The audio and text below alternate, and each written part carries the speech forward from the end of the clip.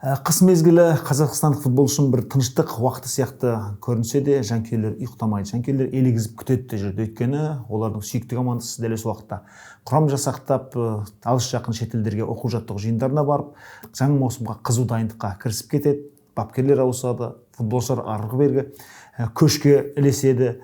Қайсысы ойыншы сыртқа кетеді, қайсысы ойыншы сырттан келеді деген сияқты алабөтен көңіл күйде жүреміз. Бүгін сондықтан біз жаңа маусымда командалар қалай дайындық жасап жатыр деген сериялы шығарылымдарды бастаймыз. Алдымен Ақтөбе командасы туралы әңгімелегіміз келеді. Қазақ футболының кеңістігінде өзіндік орны бар Ақтөбе қашанда жақсы әңгімелерге лайық деп есептейміз. Ендеше арнамызды көре жүріңіздер, лайк баса жүріңіздер, мүмкіндік болса пікір қалдырыңыздар. Сізбен біз қалың әскер болуымыз керек. Ендеше бастайық. Армысыздар, құрметті көрермен.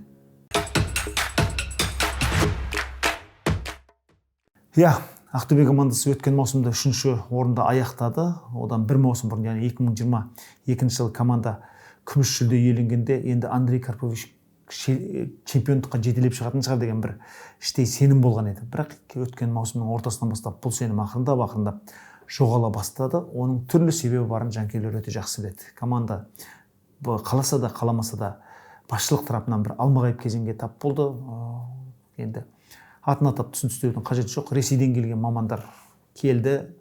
Ең алдымен Ақтөбенің аңызына айналған Юрий Лагвиненконы қызметінен кетірді. Әрине өз еркімен кетті деген күннің өзінде Юрийдің шынында да кетуге мәжбүр болғанын бәріміз білеміз. Сондай-ақ Ихаб Гнаем сияқты, Роман Изотов сияқты, Данил Бессмертный сияқты, тіпті өзіміздің сыртта ойнап жүрген Тимур Рыдасельский сияқты ойыншыларды шақырып, олардың әрқайсысын кемінде 2-2,5 жылдық келісімшартқа отырғызды.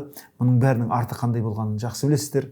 Артурас Жулпа сияқты, Уго Видимон сияқты таңдаулы ойыншыларды маусымның ортасында кетіріп, тіпті олардың құжаттарында дұрыс жасамаған кейін белгілі болып жатыр. Сондықтан былай айтқанда Ақтөбе қаласа да қаламаса да былтыр басшылықтың былығына тап болды. Сондықтан 3-ші орын Карповичтің бар биігі емес, команданың шынында да арманына сындырмай, өгізді өлтірмей бір шыққан сәті болды деп бағалауға тиіс сияқтымыз. Өйткені Ақтөбе дәл қазіргі жағдайда Қазақстан атынан Еурокубокқа қатысатын команда ретінде бәрімізге қымбат.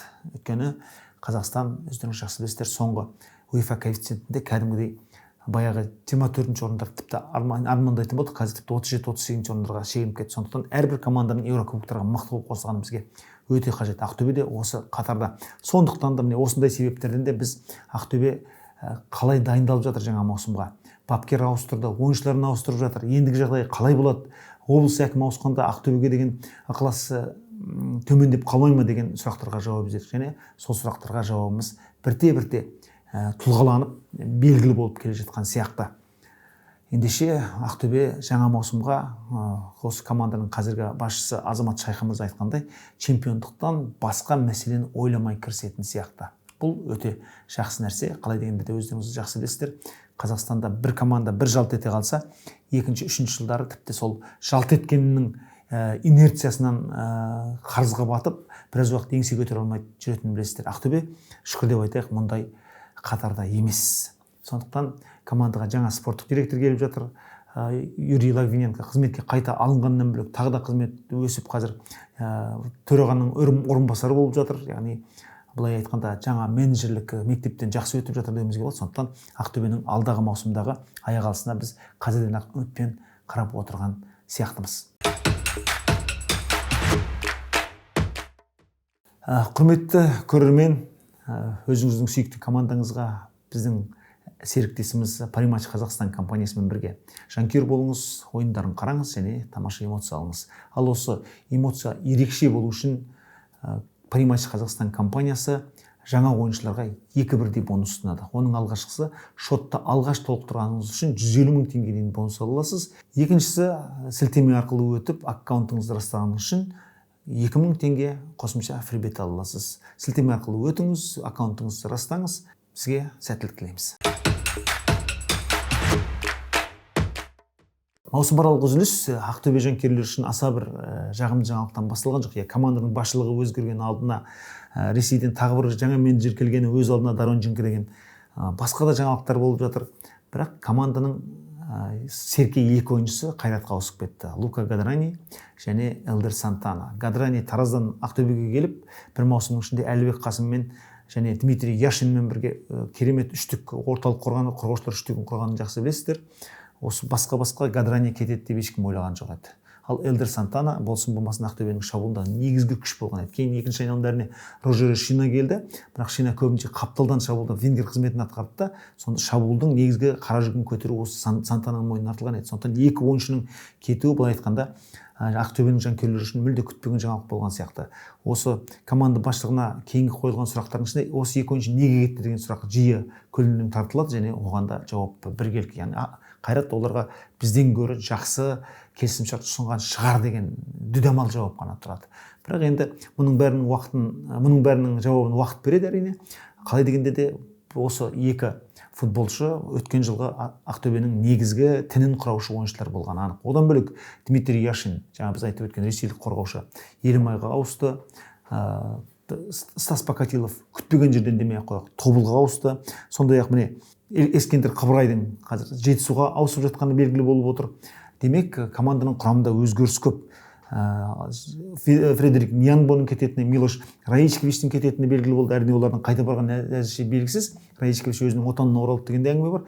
Бұл осы тұрғыдан келген кезде команданың құрамы кемінде 60-70% жаңаратын сияқты. Енді әрине Максим Самородов қала ма екен, қалмай ма екен деп жұрт түрлі сан-саққа жүгірген әңгіме айтты. Максимнің өзі де мен Қазақстанда қалмаймын, қалсам тек Ақтөбеде боламын.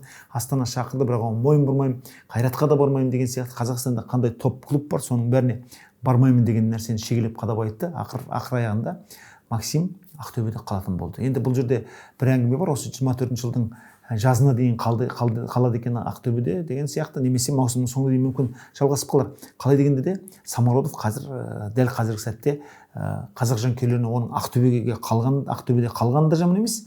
Өйткені ұлттық құрама бапкерлерінің көз алдында болады және ұлттық құраманың серкесі ретінде арқайдан өтеді. Екіншіден шетелге шығып өзін сынап көрген де дұрыс шығар. Біздің әріптесіміз Әлімжан Асқар Кипрге барған кезде Красава командасының қожайыны Евгений Савинмен сөйлескенде, Савиннің өзі осы тікелей эфирде деп айтайық, Самородовқа ұсыныс жасады. Сен біздің командаға кел, Красава командасына кел. Осы жерде ойнайсың, өзіңді танытасың, пәленбай гол соғасың, содан кейін біз сені Ториноға сатып жібереміз. Енді командада ақырындап кішкене ақша табу керек қой дегенге сай ой айтты.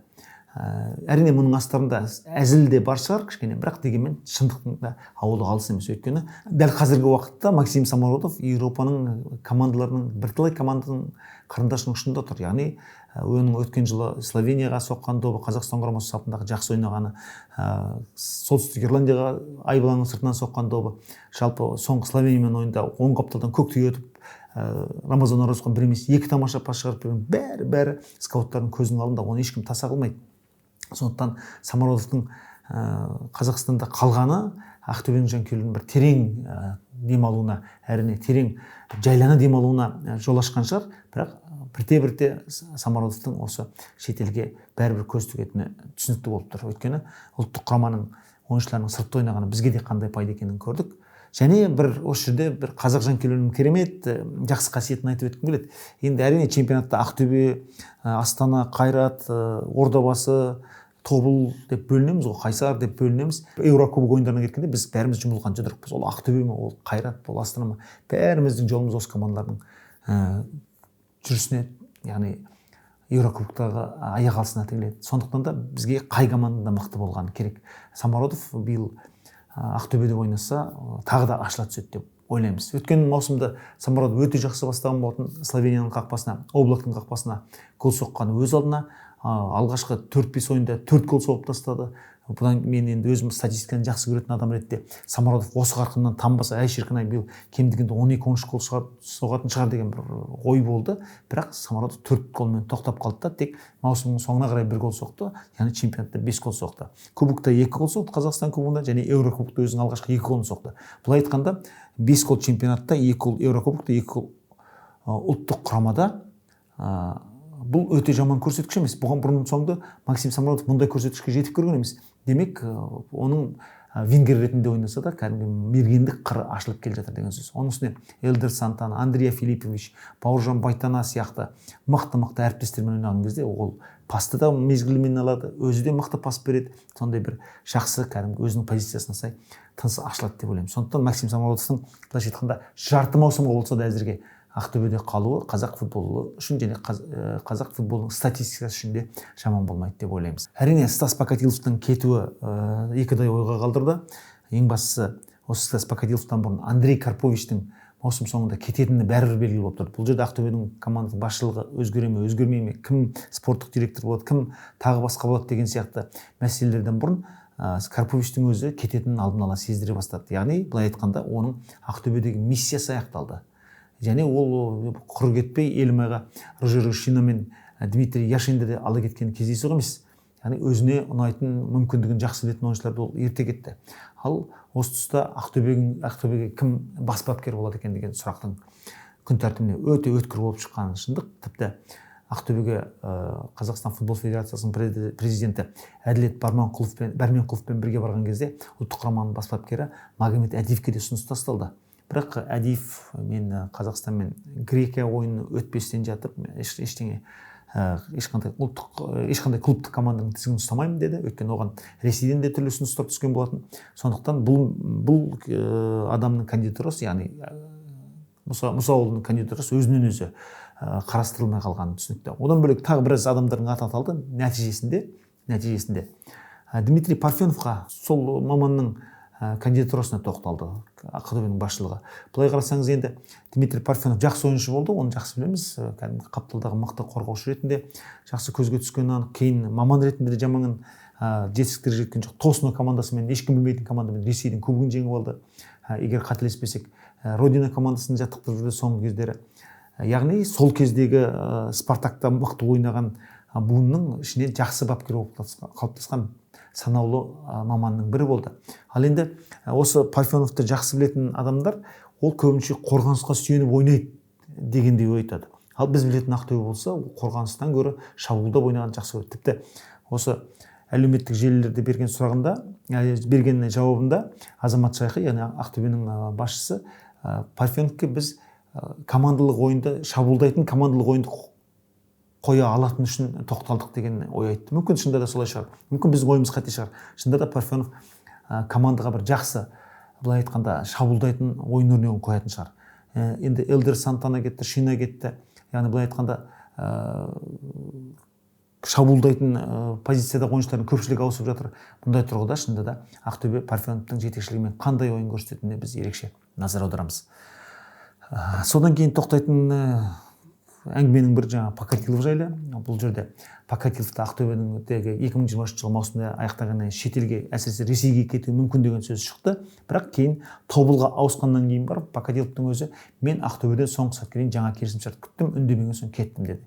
Енді Покатиловта жерде жатқан қақпашы емес, соның үстіне Мирослав Лобанцев сияқты ресейлік мықты қақпашыны тасада ұстап отырды.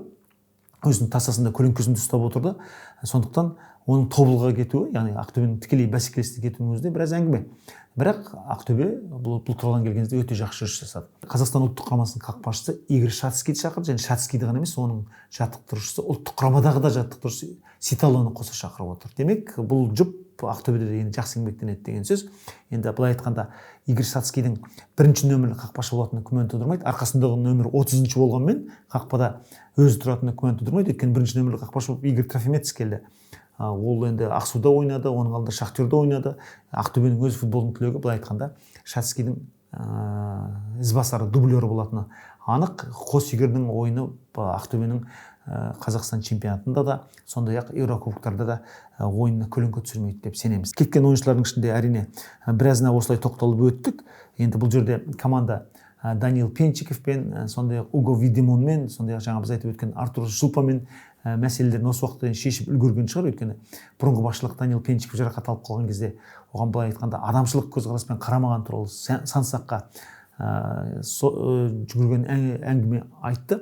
Бірақ енді кәдімгі саналы түрде FIFA-ның талаптарына сай бұл мәселе толықтай шешілген шығар деп үміттенеміз. Ал кім келіп жатыр? Ең бірінші қалған ойыншыларды айтайық. Арман Кеңесов қалды. Арман Кеңесов Астанаға ауысады деген сөз былтырғы маусымның ортасынан бері гу сөз ретінде айтылған болатын. Арман ұлттық құраманың соңғы ойындарына қатысып, өзінің жарақаттан кейін жақсы бабына ене алғанын көрсетті, және Ақтөбенің сапында былтыр Арманда өте нәтижелі ойын көрсетті. Өзіміз білеміз, бұл ойыншы кезінде артқы жартылай қорғаушы ретінде ойнады. өз ылғи 80-ші нөмір тағады. Содан кейін Қайсарда сол қапталдағы қорғаушы ретінде де ойнағанын білеміз. Ал енді шабуылға жақындаған сәтте бұл ойыншының ойыны түрленіп сала беретініне де куә болып отырмыз. Осы 2 жыл бұрын Ордабасымен 2-2 есебімен тең ойнап, Ақтөбе кетіп бара жатқан кезде Шымкентте әуежайда жолығып қалғанымыз бар. Сонда мен Арманның бір денесі өте шағын екенін көріп таңғалғам. Осынша денеден қаншама жігер шығып жатыр деп. Енді қазір сүйегі қатайып, Арман ұлттық құрамаға лайық ойыншы болғаннан кейін оның аяқ алысына бұдан да жете назар аударып отыратынымыз өз-өзінен түсінікті. Сондай Әлібек Қасым команда құрамында қалады. Абылайхан Жұмабектің қалатын мүмкіндігі зор сияқты. Енді жаңа мүмкіндік былтыр енді Ақтөбеге кірігу маусымы десек, биыл өзінің шабуылшы ретіндегі жақсы мүмкіндігін танытатын шығар. Бауыржан Байтана Ақтөбенің өз тұлғасына айналып кетті. Дмитрий Шамко енді қазір командамен бірге Ыдырыс Сомаев қайтадан жаттығып жүр. Өткен жылы 12 ойынға қатысқан ойыншы. Осы Парфеновтың сенім үдесінен шығатын шығар. Ал келіп жатқан ойыншылар жаңа Шацкиден басқа, мысалы Рамазан Оразовтың оралуы да үлкен жаңалық және үлкен, былай айтқанда, жақсылықтың алғы шарты деп те түсінуімізге болады. Өйткені Рамазан кезінде Ақтөбеде 1,5 маусым өткізді, өте жақсы ойнады. Ақтөбеден оның Ақсуға ауысып кетуі өте бір ауыр қабылданғаны да рас. Енді Ақсу, Тобыл, Көпір сапарынан кейін біздің пентакампиондардың қатарына қайтадан қосылып отыр. Сондықтан Рамазанның бұл қадамы өз үшін жақсы болады деп есептейміз. Әрине Словенияда оны бағаламады, немесе бір талантын ашпады.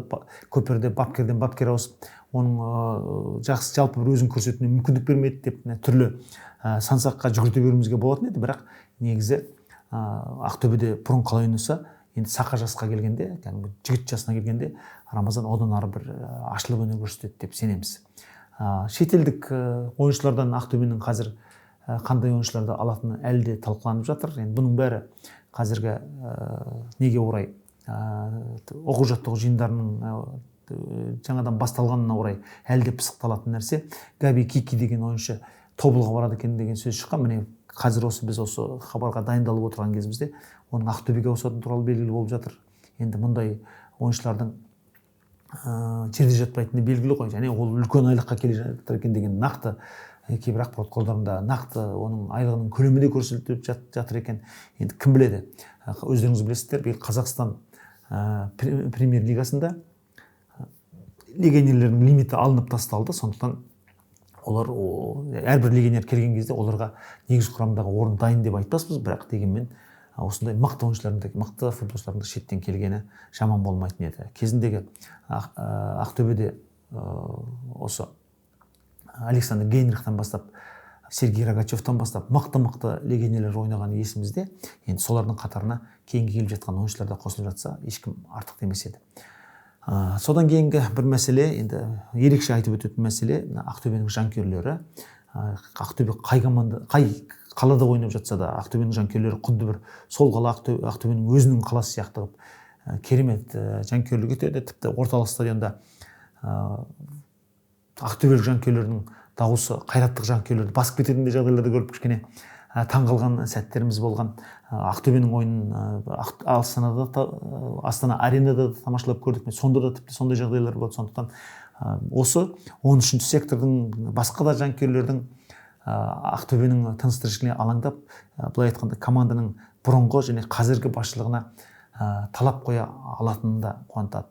Және ең бастысы қазіргі Ақтөбе облысының әкімі Асқат Шақаров мырза, өздеріңіз жақсы білесіздер, самбодан 3 дүркін әлем чемпионы.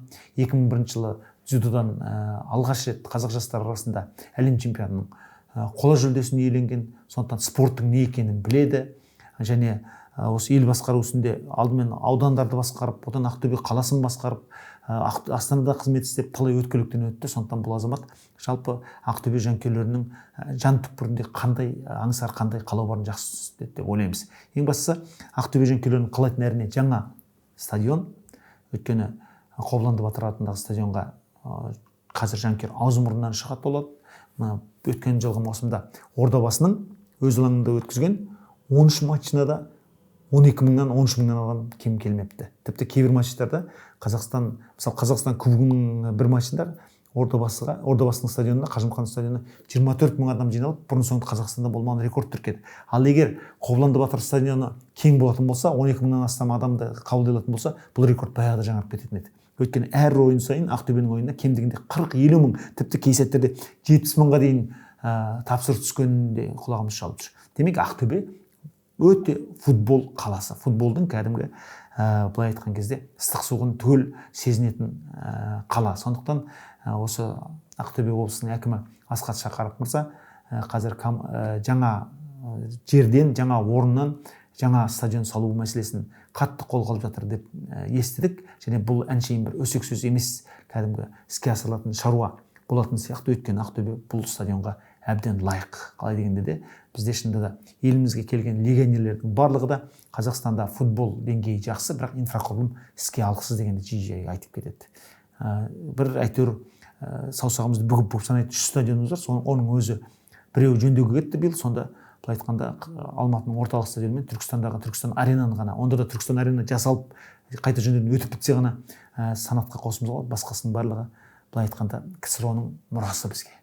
КСРО-ның мұрасы. Сондықтан бұл тұрғыда жаңаратын уақыт келді. Егер Ақтөбе осы тұрғыда бүкіл Қазақстанға үлгі болып жатса, тіпті бір жанкүйер жазып қойыпты, бізге 30 мыңдық стадион керек емес, бізге 50 мыңдық стадион керек деп. Енді былай айтқанда арық айтып семіз шыққанда дұрыс, бірақ семіз айтып арық шығып қалған жаман. Сондықтан енді қазір осы жанкүйерлердің талап тілектерін ескере келіп, Ақтөбе командасының басшылығы, сондай-ақ Ақтөбе облысының басшылығы өте бір дұрыс шешім қабылдап іске кірісіп кетеді деп ойлаймыз. Команданың бюджеті Азамат Шайқы мырзаның айтуынша өткен жылға деңгейде қалады, яғни 1 миллиард 200 миллион, ол енді кәдімгі белгіленген сома екенін білесіздер. Бірақ одан бөлек командаға жеке демеушілер де бар.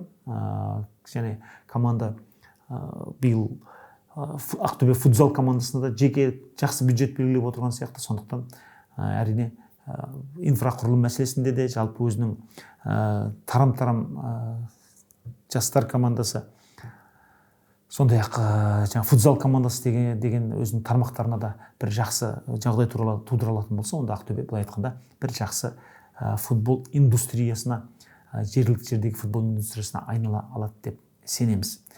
Сондай сосынғы бір жақсы жаңалық естідік Ақтөбе командасына. Осы Ақтөбе жас командасынан өзінің тәрбиеленушінің біразы осы оқу-жаттығу жиынына аттанады дедік. Өткен жылы бірінші лиганың ойындарын біраз жүргізіп көру мәртебесіне ие болдық. Сонда енді Ақтөбенің жастары аса бір сәтті өнер көрсете қойған жоқ. Мынау бірінші лигада Астананың жастары, сонда оңтүстік командасы, осы Ақтөбенің жастары соңғы орындарға ие болды енді.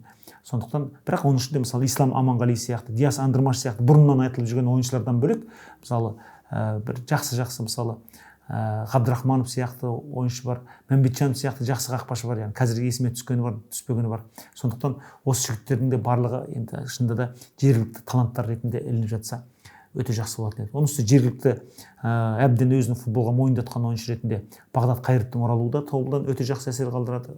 Бағдат ұлттық құраманың толыққанды мүшесі екенін әбден танытты, және былай айтқанда кәдімгі сақа өзінің беретін жасына жеткен ойыншы ретінде танылды. Енді Ақтөбе мұндай өзінің түлектерін қуана қарсылады деп ойлаймыз. Абат Айымбеттің де Ақтөбеге оралуы мүмкін деген сөз бар. Бұл әлі нақтыланбай жатыр, бірақ нақтыланбаған себеп сол. Абат ең алдымен шетелдік ұсыныстарды көбірек қарастыратын сияқты. Өйткені оның шетелге кетуге талпынып жүргенін өздеріңіз жақсы білесіздер. Астана командасында ол мынау Дембо Дарбоның тасасында көлеңкесінде отырса да былтыр 8 гол соғып тастады ұлттық чемпионатта. Бұл жаман көрсеткіш емес.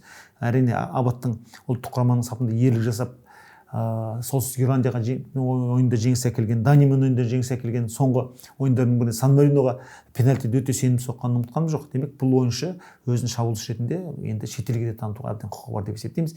Егер Ақтөбеге оралып жатса, ол да нұр үстіне нұр. Қазақ жанкүйерлеріне ол әрине қуаныш. Сондықтан біз Ақтөбе командасына ерекше табыс тілейміз. Өзіміз мысалы мені Қайраттың жанкүйерісің, Ақтөбемен ойынды жүргенде Қайратқа жанкүйер болып отырасың деп жазылатын жанкүйер көп. Бірақ енді өмірді көрген адам ретінде айтайын, оның бәрі жалған сөз. Өйткені Қазақстанның әрбір командасы біздің жүрегімізде. Өйткені бізде шашылып жатқан команда жоқ. Өйткені Ақтөбе кезінде Атырау екеуі бірінші лигаға төмендеп кеткенде жүрегіміз ауырған жанның бірі біз боламыз. өйткені мұндай өзіндік бет бейнесі бар жеңіс дәстүрі қалыптасқан команданың кәдімгі босағада жүруі жараспайды деп есептейміз. Сондықтан ақтөбелік жанкүйерлерге жанкүйерлік махаббатын жаман агрессияға емес, осындай команданың жақсы жетістіктеріне жолдаса деген ниетімізді қоса айтамыз. Біз сіздермен бәріміз біргеміз. Сондықтан алдағы уақытта жеңістеріңізге куә болып марқайып жүруге бәрімізге де Алла нәсіп етсін. Аман сау болыңыздар.